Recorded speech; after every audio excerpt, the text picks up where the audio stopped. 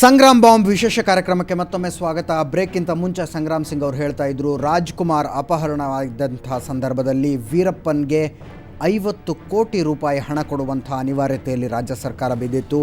ಹಣ ತಲುಪಿಸುವಂಥ ಜವಾಬ್ದಾರಿ ಸಂಗ್ರಾಮ್ ಸಿಂಗ್ಗೆ ವಹಿಸಿಕೊಡಲಾಗಿತ್ತು.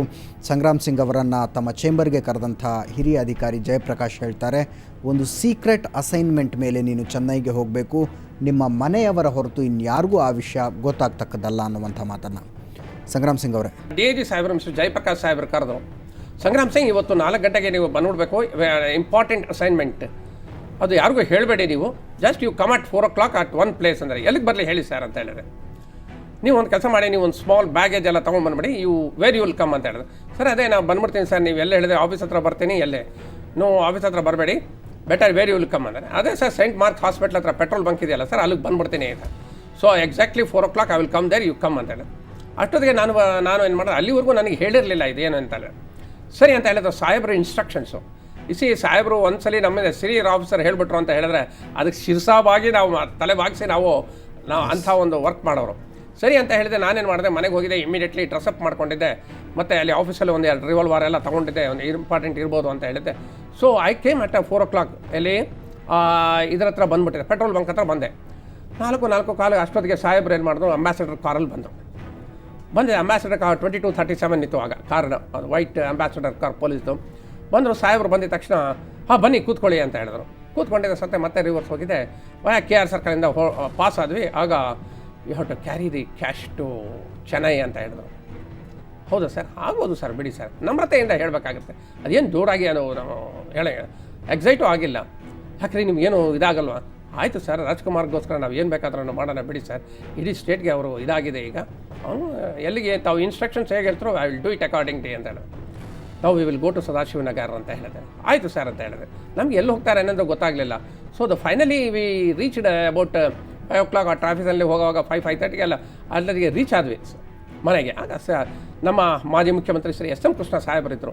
ಯಾಕಂದರೆ I have got great regard because he is the one of the minister who has been elevated to the rank of the foreign minister ಎಲ್ಲಿ ಯೂನಿಯನ್ನಲ್ಲಿ.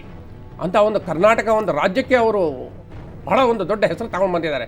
ಆದರೆ ನಮಗೇನು, ಯಾಕಂದರೆ ಈ ಒಂದು ಕಾರ್ಯಾಚರಣೆಯಲ್ಲಿ ನಾನು ನಡೆದಿದ್ದು ಹೇಳಬೇಕಾಗತ್ತೆ. ಅವರು ಇದನ್ನು ಕೇಳ್ತಾ ಇದ್ರೆ ಕೋಪಗೊಂಡ್ರು ನಾನೇನು ಮಾಡೋಕ್ಕಾಗಲ್ಲ. ಯಾಕಂದರೆ I got great regards to SM Krishna ಅವ್ರಿಗೆ ಅವ್ರು ಏನು ಹೇಳಿದ್ರು ನಾನು ಶಿರ್ಸಾವತಿ ಮಾಡ್ತೀನಿ.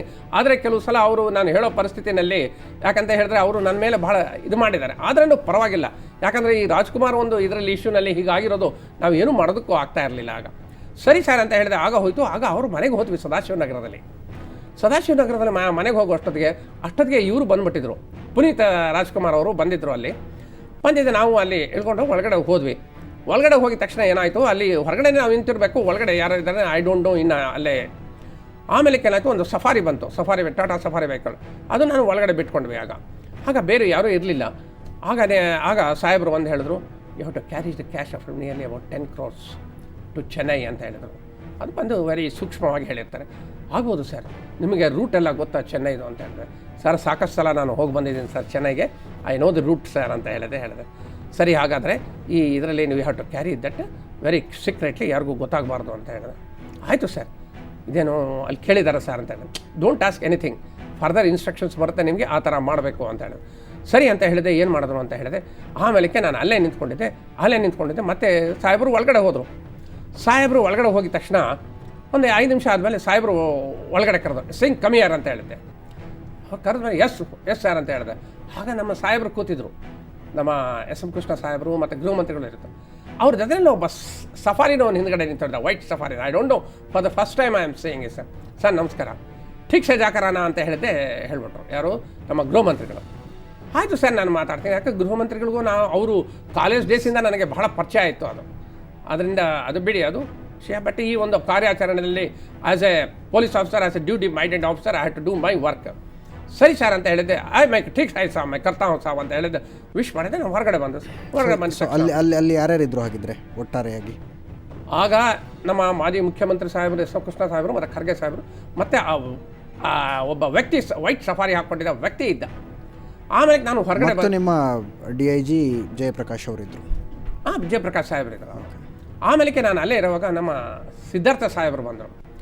ಅವರು ಅಲ್ಲೇ ಇದ್ರು. ಸಿದ್ಧಾರ್ಥ ಒಳಗಡೆ ಯಾರು ಸರ್ ಅದು ನಿಂತಿರೋದು? ಸಿದ್ಧಾರ್ಥ ಅಂದರೆ ಸಿದ್ಧಾರ್ಥ ಸಾಹೇಬ್ರು ಅವ್ರು ಅಳಿಯಂದ್ರು. SM ಕೃಷ್ಣ ಅವ್ರ ಅಳಿಯ? ಹಾಂ, ಅಳಿಯಂದ್ರು ಸರ್. ಅವರು ಭಾಳ ಒಂದು ಮೋಸ್ಟ್ ಇಂಡಸ್ಟ್ರಿಯಲಿಸ್ಟ್ ಅಲ್ಲ ಅವರು. ಬಿಕಾಸ್ ಕರ್ನಾಟಕದಲ್ಲಿ ಅಂತವ್ರು ಇದ್ದಾರೆ ಅನ್ನೋದು. We are also very pricing for him also. Very enterprising person ಅವರು. ಭಾಳ ಸಾಧು ಅವ್ರು, ಭಾಳ ನಮ್ರತೆ. ಆಗ ನಾನು ಅವ್ರಿಗೆ ಕೇಳಿದೆ, ಏನು ಸರ್, ಯಾರು ಸರ್ ಅದು ವೈಟ್ ಸಫಾರಿನ?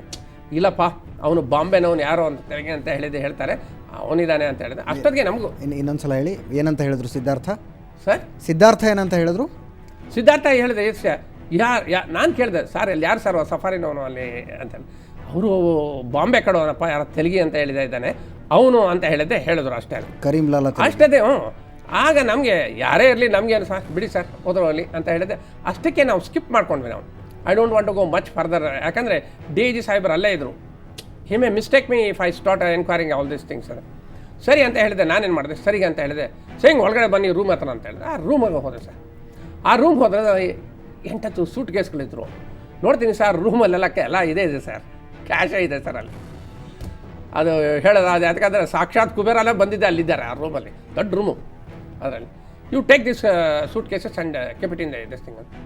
ಅಲ್ಲಿ ಒಬ್ಬ ಇದ್ದ, ಅಲ್ಲಿ ಅವನು ಅಸಿಸ್ಟ್ ಮಾಡಿದ. ನಾವು ತಂದಿದ್ದೆ ಸೂಟ್ ಕೇಸಲ್ಲಿ 8 ಸೂಟ್ ಕೇಸನ್ನು ನಾವು ಸಫಾರಿನಲ್ಲಿ ಹಾಕ್ಕೊಂಡ್ವಿ ಸರ್, ಟಾಟಾ ಸಫಾರಿ ವೆಹಿಕಲಲ್ಲಿ. ಟಾಟಾ ಸಫಾರಿಯಲ್ಲಿ ಆಗ ಡ್ರೈವರ್ ಒಬ್ಬ ಬಂದಿದ್ದ, ನಮ್ಮ ಅಪ್ಪಾಜಿಯವ್ರ ಮನೆಯವ್ರ ಕಡೆ ಡ್ರೈವರ್ ಒಬ್ಬ. ಯಾಕಂದರೆ ವೆರಿ ಫೇತ್ಫುಲ್ ಇದ್ದ ಆ ಡ್ರೈವರ್ ಅವನು. ಅದಕ್ಕೆ ಆ ಡ್ರೈವರ್ ಇದ್ದಾನೆ, ಅವ್ನಿಗೂ ಗೊತ್ತು ಚೆನ್ನೈ. ಸರ್, ನನಗೆ ಭಾಳ ಚೆನ್ನಾಗಿ ಗೊತ್ತು ಸರ್ ಚೆನ್ನೈ ರೂಟು, ನಾನು ಕರ್ಕೊಂಡು ಹೋಗ್ತೀನಿ ಅವನು ಬೇಕಾದರೆ ಅಂತ ಹೇಳಿದೆ. ಇಲ್ಲಿಂದ ಸಿಟಿಯಿಂದ ಹೇಗೆ ಹೋಗ್ತೀರಾ ಅಂತ ಹೇಳಿದೆ. ರಿಂಗ್ ರೋಡಲ್ಲಿ ಹೊಟ್ಟೋಗ್ಬಿಡ್ತೀವಿ ಸರ್, ನಮಗೆ ನೀವೇನು ಯೋಚನೆ ಮಾಡಬೇಡಿ ಸರ್ ಅಂತ ಹೇಳಿದೆ. ಇದೆಲ್ಲ ಕಾರ್ಯಾಚರಣೆ ಆಗೋಷ್ಟೊತ್ತಿಗೆ ಎಲ್ಲ ಕ್ಯಾಶು ಎಲ್ಲ ಒಳಗಡೆ ಇಟ್ಕೊಳ್ಳೋಷ್ಟೊತ್ತಿಗೆ ಸುಮಾರು 8:30 ಆಗೋಯ್ತು. ಆಗ ಆಯಿತು ಸರ್ ಅಂತ ಹೇಳಿದ್ರೆ DIG ಹೇಳಿದ್ರು, ಇದನ್ನು ನೀವು ಕ್ಯಾಶ್ ತೊಗೊಂಡು ಹೋಗಬೇಕು. ತೊಗೊಂಡು ಹೋಗುವಾಗ ನೀವು ಚೆನ್ನೈಗೆ ರೀಚ್ ಆಗಿ, ಚೆನ್ನೈಗೆ ನೀವು ಮೆರಿನಾ ಬೀಚ್ ಹತ್ರ ಹೋಗಿ. ಮೆರಿನಾ ಬೀಚ್ ಹತ್ರ ಹೋದಾಗ ಅಲ್ಲಿ ಶಿವರಾಜ್ ಕುಮಾರ್ ಮತ್ತು ರಾಘವೇಂದ್ರ ರಾಜ್ಕುಮಾರ್ ಅವರು ಬರ್ತಾರೆ. ಅವರು ನಿಮಗೆ ಕಾಂಟ್ಯಾಕ್ಟ್ ಮಾಡ್ತಾರೆ, ಫರ್ದರ್ ಪ್ರೊಸೀಡಿಂಗ್ಸ್ ಏನು ಅನ್ನೋದನ್ನು ಹೇಳ್ತಾರೆ. ಅಲ್ಲಿವರೆಗೂ ಡೋಂಟ್ ಟಾಕ್ ಎನಿಥಿಂಗ್ ಅಂತ ಹೇಳಿದ್ರು. ಸರಿ ಸರ್, ಬಿಡಿ sir, I will, but you be careful, ರೋಡಲ್ಲಿ ಹೋಗುವಾಗ ಯಾರು ನಿಮಗೆ ಅಡ್ಡ ಹಾಕಬಾರ್ದು, ಅದು ಇದು ಅಂತ ಹೇಳಿದ್ರು. Sir, I will carry out sir, I am a DSP sir, I can face any situation, I will see that it will be carry to Chennai ಅಂತ ಹೇಳಿದೆ. ಆಗ ಸರಿ ಅಂತ ಹೇಳಿದ್ರೆ ಎಸ್ ಯು ಕ್ಯಾನ್ ಗೋ ಅಂತ ಹೇಳಿದ್ರು. ಅಷ್ಟೊತ್ತಿಗೆ ನಮಗೆ ಡ್ರೈವರ್ಗೆ ಹೇಳಿದೆ, ನಡೆಯಪ್ಪ ಅಂತ ಹೇಳಿದೆ. ನಾವು ಬೆಂಗಳೂರು ಬಿಟ್ವಿ ಸರ್. ಬೆಂಗಳೂರು ಬಿಟ್ಟಿದ್ದೆ, ವಯಾ ರಿಂಗ್ ರೋಡಲ್ಲೇ ಹೋದ್ವಿ. ರಿಂಗ್ ರೋಡ್ ವಯಾ KR ಪುರಮಿಂದ ಹೊರಟ್ವಿ ಸರ್. ಹೊಟ್ಟಿದೆ, ನಿಧಾನವಾಗಿ ಹೋಗ್ತಾ ಇದ್ವಿ ನಾವು, ಅಷ್ಟೇನು ಸ್ಪೀಡಾಗಿ ಇರಲಿಲ್ಲ.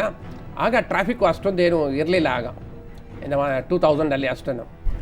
ಆಗ ಡಬಲ್ ರೋಡ್ ಇಲ್ಲ, ಎಲ್ಲ ಸಿಂಗಲ್ ರೋಡ್ ಇತ್ತು. ಹೋಗ್ತಾ ಇರುವಾಗ ರಾತ್ರಿ 1 ಗಂಟೆಗೆ ರೀಚ್ 1:15 ನಾವು ಇರಬೇಕು. ಆಗ ರಾತ್ರಿ ನಾವು ಪಲಮ್ನೇರ್ ರೀಚ್ ಆದ್ವಿ. ಪಲಮ್ನೇರ್ ರೀಚ್ ಆದಾಗ ಏನಾಯಿತು, ಪಲಮ್ನೇರಲ್ಲಿ ನಾಕಾಬಂದಿ ಹಾಕ್ಬಿಟ್ಟಿದ್ರು. ತಮಿಳ್ನಾಡು? ಇದು ಅದು ಆಂಧ್ರ ಪ್ರದೇಶ್ ಬಾರ್ಡರು. ಅಲ್ಲಿಂದ ಗುಡಿಯತ್ತಮ್ಗೆ ಹೋಗುತ್ತೆ ಒಂದು ರೋಡ್, ಅದು ನಕ್ಸಲೈಟ್ ಅಫೆಕ್ಟೆಡ್ ಏರಿಯಾ. ಆದ್ದರಿಂದ ಅಲ್ಲಿ ನಾಕಾಬಂದಿ ಮಾಡ್ತಾರೆ ರಾತ್ರಿ ಹೊತ್ತು. ಅಲ್ಲಿ ಒಬ್ಬ AC ಮತ್ತು ಹೆಡ್ ಕಾನ್ಸ್ಟೇಬಲ್ ಇದ್ದರು. ಆ ಹೆಡ್ ಕಾನ್ಸ್ಟೇಬಲ್ ನಮ್ಮ ವೆಹಿಕಲ್ನೇ ಸ್ಟಾಪ್ ಮಾಡಿಬಿಟ್ರು. ನಾನು ಡ್ರೈವರ್ಗೆ ಸ್ಟಾಪ್ ಮಾಡು, ಪರವಾಗಿಲ್ಲ, ಏನಾಗಲ್ಲ ಅಂತ ಹೇಳಿದೆ. ಯಾಕಂದರೆ ಅವರು ಒಂದು ದೊಡ್ಡ ಇದು ಹಾಕ್ಕೊಂಡಿದ್ದೆ, ಬ್ಯಾರಿಯರ್ ಹಾಕ್ಕೊಂಡು ನಿಂತಿದ್ರು. ಸ್ಟಾಪ್ ಮಾಡು, ನಾನು ಮಾತಾಡ್ಕೊಳ್ತೀನಿ ಅಂತೇಳಿ.